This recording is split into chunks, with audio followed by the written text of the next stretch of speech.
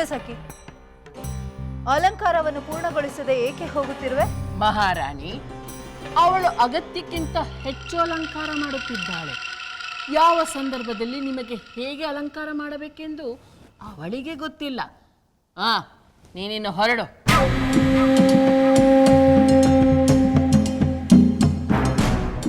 ಏನು ಹೇಳುತ್ತಿರುವೆ ಮಂಥರೆ? ವಿವಾಹದ ಸಂದರ್ಭಕ್ಕೆ ತಕ್ಕ ಹಾಗೆ ಲೇಪನಾದಿಗಳನ್ನು ಮಾಡು ಎಂದು ನಾನೇ ಅವಳಿಗೆ ಹೇಳಿದೆ. ನೀವು ಹೇಳುತ್ತಿರುವುದು ಸರಿ ಮಹಾರಾಣಿ. ಆದರೆ ಯಾವ ವಿವಾಹಕ್ಕೆ, ಯಾರ ವಿವಾಹಕ್ಕೆ ಎಷ್ಟರ ಮಟ್ಟಿಗೆ ಅಲಂಕಾರ ಇರಬೇಕೆಂಬ ಸೂಕ್ಷ್ಮ ಅವಳಿಗೆ ಗೊತ್ತಿರಲಿಲ್ಲ. ನಿನ್ನ ಮಾತು ವಿಚಿತ್ರವಾಗಿದೆಯಲ್ಲ. ಮನಸ್ಸಿನಲ್ಲಿ ಬೇರೇನನ್ನೋ ಇಟ್ಟುಕೊಂಡು ಇಲ್ಲಿ ಇನ್ನೇನನ್ನೋ ಹೇಳುತ್ತಿರುವಂತಿದೆ. ನಿಜ ಮಹಾರಾಣಿ. ನನ್ನ ಪ್ರಕಾರ ಸ್ವಂತ ಮಗನ ವಿವಾಹಕ್ಕೆ ಹೋಗುವಾಗ ಇರಬೇಕಾದ ಅಲಂಕಾರ, ಸಡಗರ ಸವತಿಯ ಮಗನ ವಿವಾಹಕ್ಕೆ ಹೋಗುವಾಗ ಅಗತ್ಯವಿಲ್ಲವೆಂದು ನನಗೆ ಅನಿಸುತ್ತದೆ. ಆದರೆ ಆ ಸಖಿ ನಿನಗೆ ಮಾಡುತ್ತಿದ್ದ ಅಲಂಕಾರ ಸ್ವಂತ ಮಗನ ವಿವಾಹದಲ್ಲಿ ಭಾಗವಹಿಸುವಂತಿತ್ತು. ಕೌಸಲ್ಯಗೆ ಬೇಕಾದರೆ ಅದನ್ನು ಮಾಡಿಕೊಳ್ಳಲಿ, ನಿನಗೆ ಅದರ ಅಗತ್ಯವಿಲ್ಲವೆಂಬುದು ನನ್ನ ಭಾವನೆ.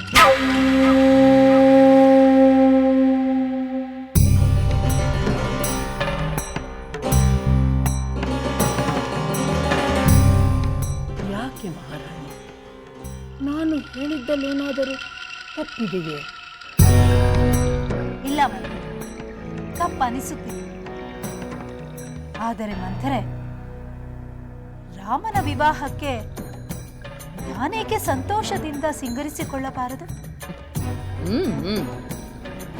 ಆದರೆ ಭರತನ ವಿವಾಹ ಆಗಿದ್ದರೆ ನಿಮಗೆ ಈಗಾಗಿರುವಷ್ಟು ಸಂತೋಷ ಆಗಿರುತ್ತಿತ್ತೆ.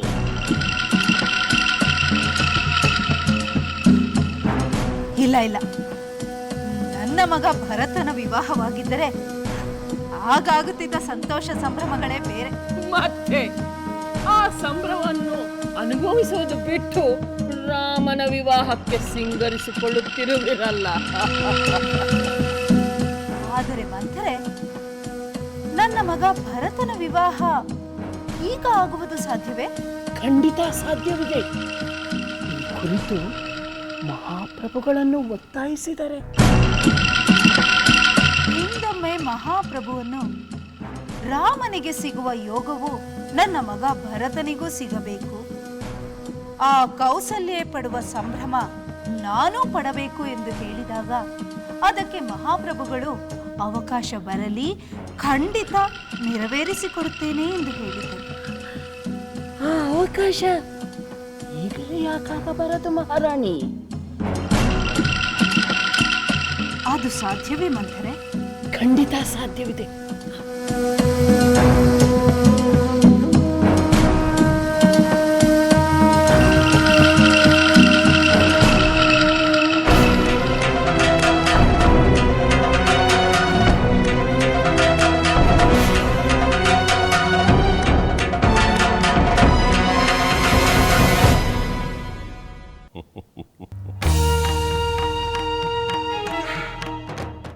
ಅಮಾತ್ಯರೇ, ಮಂತ್ರಿ ಮಹೋದಯರು, ಇದು ನನ್ನ ಹಿರಿಯ ಪುತ್ರನ ವಿವಾಹ. ಸ್ವಯಂವರವನ್ನು ಗೆದ್ದು ಪರಾಕ್ರಮವನ್ನು ಪ್ರದರ್ಶಿಸಿ ಕನ್ಯಾರತ್ನವನ್ನು ತನ್ನದಾಗಿಸಿಕೊಂಡ ನನ್ನ ಪ್ರೀತಿ ಪಾತ್ರನಾದ ಪುತ್ರ ರಾಮಚಂದ್ರನ ವಿವಾಹ. ಇದು ಲೋಕೋತ್ತರವಾಗಿ ವೈಭವದಿಂದ ನಡೆಯಬೇಕು. ಜನಕ ಮಹಾರಾಜರು ಕೂಡ ತಮ್ಮ ಹಿರಿಯ ಪುತ್ರಿಯ ವಿವಾಹವೆಂದು ಇದನ್ನು ವೈಭವದಿಂದ, ಸಂಭ್ರಮದಿಂದ ಆಚರಿಸಲು ಸಜ್ಜಾಗಿರುವುದರಲ್ಲಿ ಸಂಶಯವೇ ಇಲ್ಲ. ಮಿಥಿಲೆಯ ವೈಭವಕ್ಕೆ ಕಮ್ಮಿ ಇಲ್ಲದಂತೆ ಅಯೋಧ್ಯೆಯ ವೈಭವವನ್ನು ಮಿಥಿಲೆಗೆ ಕೊಂಡೊಯ್ಯಬೇಕು. ಆ ಕಾರಣವಾಗಿಯೇ ಈ ಸಭೆ. ನನ್ನ ಆಪ್ತ ಸಚಿವರಾದ ಸುಮಂತ್ರೆ, ಈ ವಿಷಯವಾಗಿ ತಮ್ಮ ಅಭಿಪ್ರಾಯವೇನು? ಮಹಾಪ್ರಭು, ಈ ವಿವಾಹವು ಲೋಕದಲ್ಲೆಲ್ಲ ಪ್ರಸಿದ್ಧಿಯಾಗಬೇಕೆಂದು ನಾವುಗಳು ಕೂಡ ಮಾತನಾಡಿಕೊಂಡಿದ್ದೇವೆ.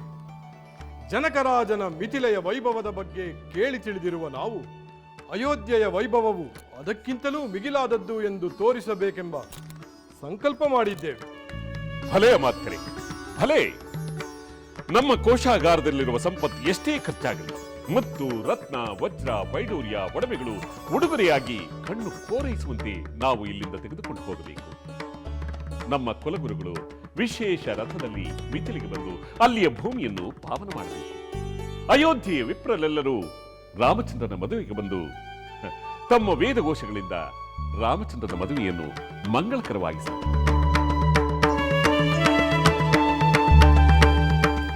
ಮಹಾಪ್ರಭು, ಈಗಾಗಲೇ ಶ್ರೀರಾಮನವರ ವಿವಾಹವನ್ನು ಮಿಥಿಲೆಯಲ್ಲಿ ನಿಶ್ಚಯಿಸಿರುವ ಸುದ್ದಿ ತಿಳಿದು ಅಯೋಧ್ಯೆಯಿಂದ ಮಿಥಿಲೆಯವರೆಗೂ ಜನಸಾಗರವೇ ಹರಿದು ಬರಲು ಸಿದ್ಧವಾಗುತ್ತಿದೆ ಪ್ರಭು. ಬರಲಿ ಬರಲಿ. ಪ್ರಜೆಗಳಿಗೆ ರಾಮಚಂದ್ರನ ಮೇಲೆ ಆದರ ಅಭಿಮಾನಿಗಳು ಎಷ್ಟಿವೆ ಎಂದು ಮಿಥಿಲೆಗೂ ತಿಳಿಯಲಿ. ಜನಕ ಮಹಾರಾಜರಿಗೆ ತಮ್ಮ ಅಳಿಯನಿಗೆ ಪ್ರಜಾಪ್ರೇಮವಿರುವ ವಿಷಯ ತಿಳಿದು ಹೆಮ್ಮೆ ಎನಿಸಲಿ. ರಥ, ತುರಗ, ಪದಾತಿಗಳು ಸಂತೋಷ ಸಂಭ್ರಮಗಳಿಂದ ಮಿಥಿಲಾ ನಗರಕ್ಕೆ ತೆರಳಲಿ. ಸೀತಾರಾಮರ ವಿವಾಹವು ಯುಗ ಯುಗಗಳಲ್ಲಿ ಜನಮಾನಸದಲ್ಲಿ ನಲಿದಾಡಲಿ. ಮಹಾಪ್ರಭುವಿಗೆ ಪ್ರಣಾಮಗಳು. ಅಯೋಧ್ಯೆಯಿಂದ ಸಂದೇಶ ತಂದಿರುವೆ. ಬಾದೂತ, ನಿನ್ನ ಸಂದೇಶಕ್ಕಾಗಿ ನಾವು ಕುತೂಹಲದಿಂದ ಕಾಯುತ್ತಿರುವೆವು. ನಮ್ಮ ಸಂದೇಶವನ್ನು ಅಲ್ಲಿ ಓದಿ ಹೇಳಿದಿ ತಾನೆ?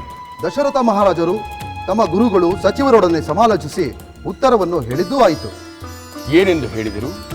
ಬೇಗ ತಿಳಿಸು. ದಶರಥ ಮಹಾರಾಜರು ತಮ್ಮ ಸಕಲ ಪರಿವಾರ ಸಮೇತರಾಗಿ ಮಿಥಿಲೆಗೆ ಆಗಮಿಸಿ ಸೀತಾರಾಮರ ವಿವಾಹವನ್ನು ಅತ್ಯಂತ ಸಂತೋಷದಿಂದ ನಡೆಸಿಕೊಡುತ್ತಾರೆ. ಆಹಾ, ಗುರುಗಳೇ, ನಾವು ನಿರೀಕ್ಷಿಸುತ್ತಿದ್ದ ಶುಭ ಸಮಾಚಾರ ಬಂದಾಯಿತು. ಇನ್ನು ಮಿಂಚಿನ ವೇಗದಲ್ಲಿ ವಿವಾಹ ಸಿದ್ಧತೆಗಳನ್ನು ಆರಂಭಿಸಿ.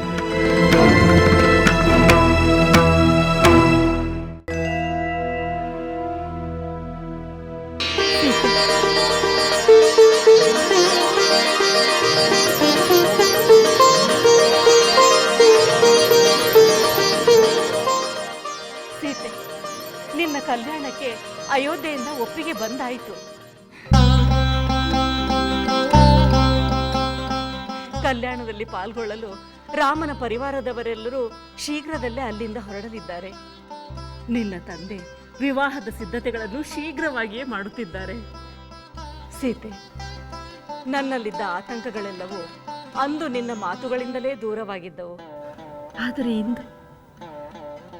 ಇಂದು ನೀನು ಹೇಳಿದಂತೆ ಎಲ್ಲವೂ ನಡೆಯುತ್ತಿದೆಯಲ್ಲ ಎಂದು ಆಶ್ಚರ್ಯವಾಗುತ್ತಿದೆ.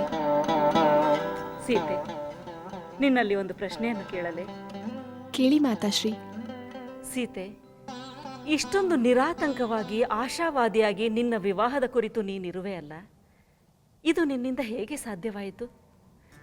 ಕೊಂಚವಾದರೂ ಏನಾಗುತ್ತದೋ ಎಂಬ ಅಧೈರ್ಯವಾಗಲಿ ಚಿಂತೆಯಾಗಲಿ ನಿನ್ನಲ್ಲಿ ಇಲ್ಲವೇ? ರಾಮನೊಂದಿಗೆ ನಿನ್ನ ಮದುವೆ ನಡೆದೇ ತೀರುತ್ತದೆ ಎಂದು ನಿನಗೆ ಮೊದಲೇ ತಿಳಿದಿತ್ತೆ.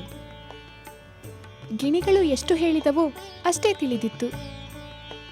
ಗಿಣಿಗಳೇ? ಯಾವ ಗಿಣಿಗಳು? ಏನು ಹೇಳಿದವು?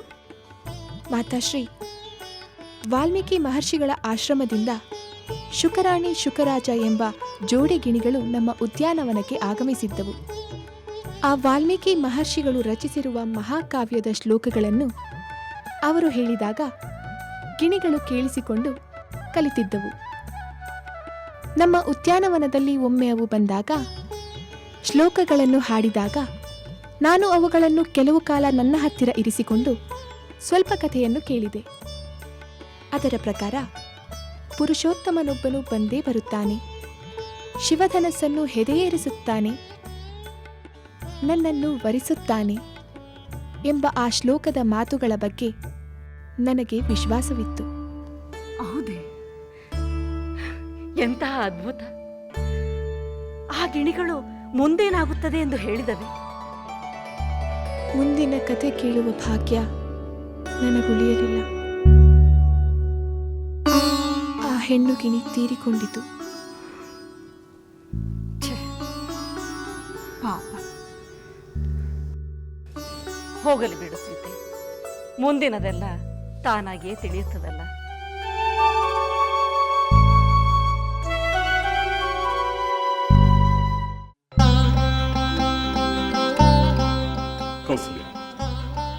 ಸುಮಿತ್ರ, ರಾಮಚಂದ್ರನ ಕಲ್ಯಾಣಕ್ಕೆ ಅಯೋಧ್ಯೆಯೇ ಮಿಥಿಲೆಯನ್ನು ಸಂಗಮಿಸಲಿದೆ. ಸಮರಕ್ಕೆ ಹೊರಡಲು ಸಿದ್ಧವಾದಂತೆ ನಮ್ಮ ಚತುರಂಗ ಬಲವು ರಾಮಚಂದ್ರನ ಕಲ್ಯಾಣಕ್ಕೆ ಹೊರಡಲು ಸಿದ್ಧವಾಗಿದೆ. ಮಿತಿ ಇಲ್ಲದಷ್ಟು ಧನಕನಕ, ವಜ್ರ, ವೈಡೂರ್ಯಗಳು ಉಡುಗೊರೆಯಾಗಿ ಕೊಡಲು ಬಂಡಿಯಲ್ಲಿ ತರಲು ಮಹಾತ್ಮರಿಂದ ಹಿಡಿದು ಸಾಮಾನ್ಯರವರೆಗೆ ಎಲ್ಲರೂ ವಿವಾಹಕ್ಕೆ ಆಗಮಿಸುತ್ತಿದ್ದಾರೆ. ಹಿಂದೆಂದೂ ಕಂಡರಿಯದ ಸಂತೋಷ, ಸಂಭ್ರಮ ನಮ್ಮದಾಗಿದೆ. ಕೌಸಲ್ಯ, ಸುಮಿತ್ರ, ಈಗ ನಿಮಗೇನು ಬೇಕು ಕೇಳಿ. ಜನಕ ಮಹಾರಾಜನ ಮಿಥಿಲೆಯ ರಾಣಿ ವಾಸದ ಸಂಭ್ರಮ, ಸಂಪತ್ತನ್ನು ಮೀರಿಸುವ ಸಂಪತ್ತು ನಮ್ಮದಾಗಿದೆ. ಈ ವಿಚಾರ ಅವರಿಗೂ ತಿಳಿದು ಇಂತಹ ಸಂಪದ್ಭರಿತ ಕುಲಕ್ಕೆ ತಮ್ಮ ಮಗಳನ್ನು ಕೊಡಲು ಸಿದ್ಧವಾಗಿದ್ದೀವಲ್ಲ ಎಂದು ಅವರು ಆನಂದ. ಮಹಾಪ್ರಭು, ರಾಮನ ಕಲ್ಯಾಣವಾಗುತ್ತಿರುವುದೇ ನಮಗೆ ಸಂತೋಷದ ವಿಚಾರ. ಅದರ ಮುಂದೆ ಬೇರಾವ ಸಂಪತ್ತು ನಮಗೆ ವಿಶೇಷವೆನಿಸುತ್ತಿಲ್ಲ. ಹಾಗೆಯೇ ಅವರು ತಿಳಿದಿರಬಹುದಲ್ಲವೇ? ಹೌದು ಮಹಾಪ್ರಭು, ಕನ್ಯಾರತ್ನ ನಮ್ಮ ಕುಲಕ್ಕೆ ಸೇರುತ್ತಿರುವುದರ ಮುಂದೆ ಮಿಕ್ಕೆಲ್ಲ ರತ್ನ ಸಂಪತ್ತು ಗೌಣ. ಜನಕ ಮಹಾರಾಜನ ಪರಿವಾರವನ್ನು ನಾವು ನಮ್ಮ ಸದ್ಗುಣ ಸಾತ್ವಿಕತೆಯಿಂದ ಅವರ ಮನಸ್ಸನ್ನು ಸಂತೋಷಪಡಿಸುವುದೇ ಹೆಚ್ಚು ಸೂಕ್ತ ಎನಿಸುತ್ತದೆ. ಸರಿ ಸರಿ, ನಿಮ್ಮ ವಿಚಾರವನ್ನು ನಾನು ಒಪ್ಪುತ್ತೇನೆ. ಆದರೆ ನನ್ನ ವಿಚಾರವೂ ಇರಲಿ. ಏಕೆಂದರೆ ಎಲ್ಲರೂ ಗುಣಗ್ರಾಹಿಗಳೇ ಆಗಿರುವುದಿಲ್ಲ. ಸಂಪತ್ತನ್ನು ಪ್ರೀತಿಸುವವರಿಗೆ ಸಂಪತ್ತನ್ನು ತೋರೋಣ, ಗುಣವನ್ನು ಪ್ರೀತಿಸುವವರಿಗೆ ಗುಣವನ್ನು ಕೊಡೋಣ. ಮಹಾಪ್ರಭುಗಳು ಮನ್ನಿಸಬೇಕು. ಮಹಾಪ್ರಭು, ಒಂದು ಮುಖ್ಯವಾದ ವಿಷಯವಾದುದರಿಂದ ನಾನು ಮಧ್ಯದಲ್ಲಿ ಪ್ರವೇಶಿಸಬೇಕಾಯಿತು. ಮಹಾರಾಣಿ ಕೈಕೆಯವರು ರಾಮನ ವಿವಾಹಕ್ಕೆ ಬರುವುದಿಲ್ಲವೆಂದು ನಿರ್ಧಾರ ಮಾಡಿದ್ದಾರೆ.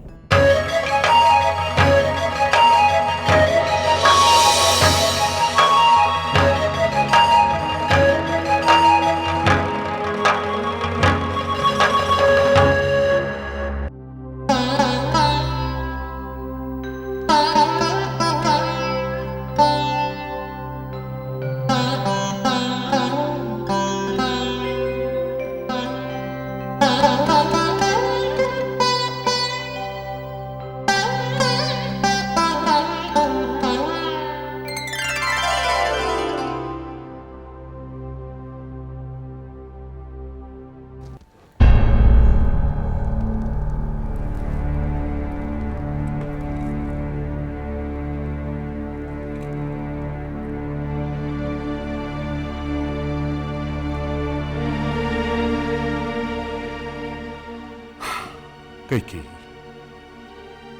ಇದೇನಿದು? ನೀನು ಅಲಂಕಾರ ಪ್ರಿಯೆ. ಸದಾ ಸಿಂಗರಿಸಿಕೊಂಡು ಅರಳಿದ ಪುಷ್ಪದಂತೆ ಕಂಗೊಳಿಸುತ್ತಿದ್ದ ನೀ ಹೀಗೆ ಬಾಡಿದ ಹೂವಿನಂತೆ, ಅದು ಇಂತಹ ಉಲ್ಲಾಸದ ಸಮಯದಲ್ಲಿ. ಉಲ್ಲಾಸ, ಉತ್ಸಾಹ, ಸಂಭ್ರಮ ಇದೆಲ್ಲವೂ ನಿಮಗಿದೆ ಅಲ್ಲವೇ? ಅಷ್ಟು ಸಾಕು. ನನಗೇನಾದರೇನಂತೆ ಯಾರಿಗೆ ನಷ್ಟ? ಯಾರಿಗೆ ಏನಾಗುತ್ತದೋ ಬಿಡುತ್ತದೋ, ಕಷ್ಟವೋ ನಷ್ಟವೋ, ಎಲ್ಲವನ್ನು ಅನುಭವಿಸುವುದು ಏನಿಲ್ಲ ಪ್ರಭು. ದೇವಿ, ನೀನು ನನ್ನ ಹೃದಯದ ಬಡಿತ ಸಮಸ್ಥಿತಿಯಲ್ಲದೆ ಏರುಪೇರಾದರೆ ನಾನು ಉಳಿಯುವುದು ಸಾಧ್ಯವೇ? ಓಹೋ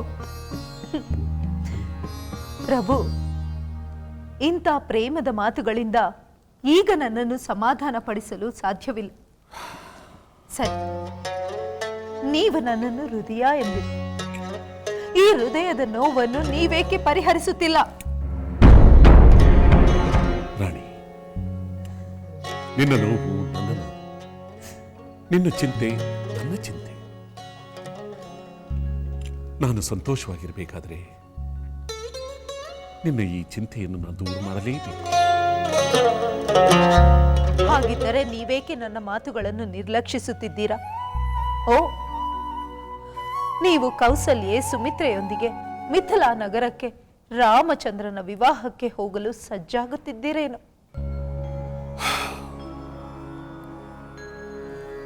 ಕೈಕೇಯಿ ಸ್ವಲ್ಪ ಸಮಾಧಾನವಾಗಿ ಆಲೋಚಿಸಿದರು. ರಾಮಚಂದ್ರನ ವಿವಾಹವನ್ನು ನಾನೊಬ್ಬನೇ ನಿಶ್ಚಯಿಸಲಿಲ್ಲ. ಅಲ್ಲದೆ ರಾಮಚಂದ್ರ ಮಿಥಿಲೆಗೆ ಹೋಗುವುದಾಗಲಿ, ಅಲ್ಲಿ ಇಂತಹ ಒಂದು ವಿವಾಹ ಸಂದರ್ಭ ಏರ್ಪಡುವುದಾಗಲಿ ನನ್ನ ಕಲ್ಪನೆಯಲ್ಲಿಯೇ ಇರಲಿಲ್ಲ. ವಿಶ್ವಾಮಿತ್ರರು ರಾಮ ಲಕ್ಷ್ಮಣರನ್ನು ಯಜ್ಞ ರಕ್ಷಣೆಗೋಸ್ಕರ ಕರೆದುಕೊಂಡು ಹೋದ ವಿಷಯ ನಿನಗೆ ತಿಳಿದೇ ಇದೆ. ಅಲ್ಲಿಂದ ಅವರು ರಾಮ ಲಕ್ಷ್ಮಣರನ್ನು ಮಿಥಿಲೆಗೆ ಕರೆದೊಯ್ದ ನಂತರವೇ ನನಗೆ ಎಲ್ಲ ವಿಷಯವೂ ಸಾಂಗವಾಗಿ ತಿಳಿಯಿತು. ಈಗ ಜನಕ ಮಹಾರಾಜರು ಒಂದು ಸಂದೇಶವನ್ನು ಕಳುಹಿಸಿದ್ದಾರೆ. ನನ್ನ ಪ್ರತಿಜ್ಞೆಯಂತೆ ವಿವಾಹ ನೆರವೇರುತ್ತದೆ, ತಾವು ಆಗಮಿಸಬೇಕು ಎಂದು.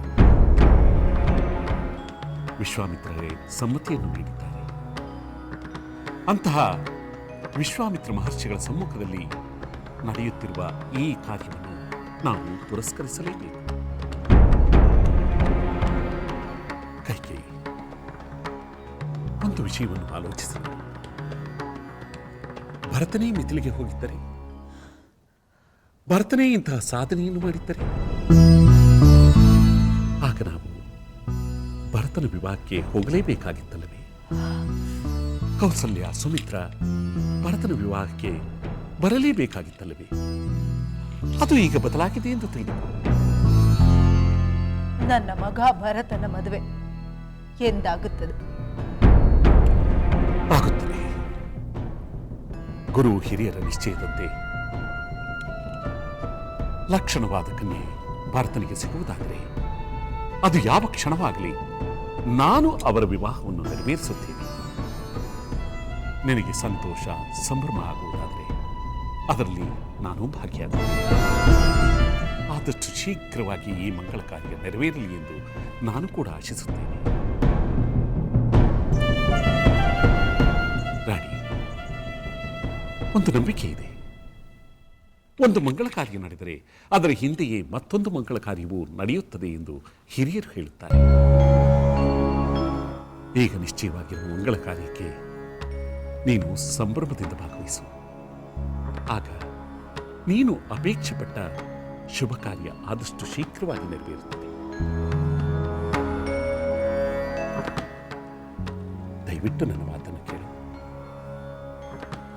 ಎಲ್ಲರಂತೆ ನೀನೂ ಕೂಡ ರಾಮನ ವಿವಾಹಕ್ಕೆ ಹೊರಡಲು ಸಿದ್ಧಳಾಗ. ಆಯ್ತು,